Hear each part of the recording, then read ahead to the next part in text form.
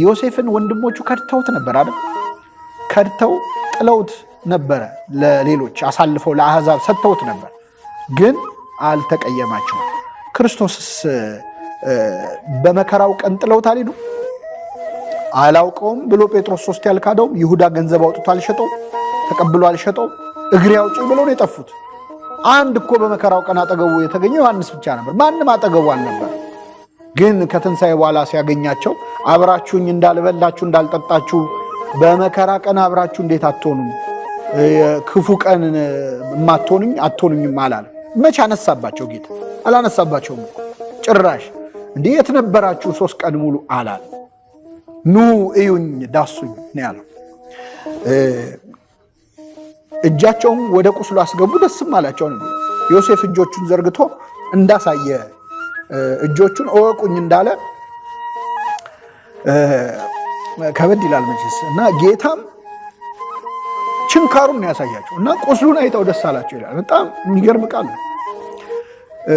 እኛ ቁስሉን አይተን ነው ደስ የሚለን። በነገራችን ላይ ቁስሉን አይተን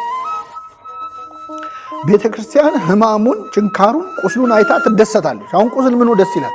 የሚፈውስ ቁስል ስለሆነ ነው። እንትን ነው በእርሱ ቁስልኛ ተፈወስን ይል። ስለዚህ ቁስሉን አይተው ደስ አላቸው። የዮሴፍ ወንድሞች ወንድማችን ብለው ነክተው የተደሰቱትን ደስታ እኛ ከትንሣኤ በኋላ በቤተክርስቲያን እንደሰተዋለን ማለት ነው።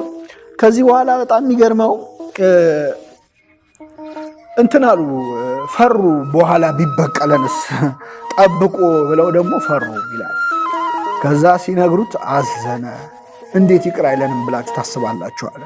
ይህ ማለት እኛ አንዳንዴ እግዚአብሔር ይቅር አይለንም ብለን እናስባለን በነገራችን ላይ። እና አለቀሰ ዮሴፍ።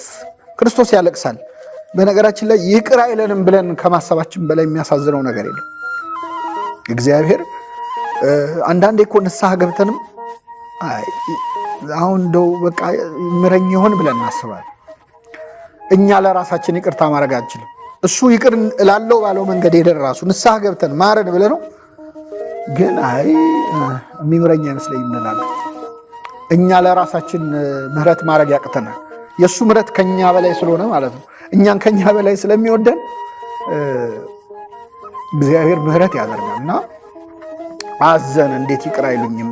እና ክርስቶስም የሚያዝነው ከኃጢአታችን በላይ ይቅር አይለንም ብለን ማሰባችን ነው ማለት ነው። እና ቤተክርስቲያናችን የዮሴፍን ታሪክ ከክርስቶስ ጋር ታገናኘዋለች።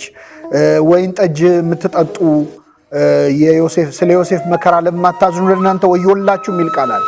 ሰሙነ ሕማማት ላይ ይነበባል በእኛ ቤተክርስቲያን። ምንድን ነው? ስለ ዮሴፍ መከራ ለማታዝኑ ለእናንተ ወዮላችሁ ማለት የክርስቶስ መከራ ነው።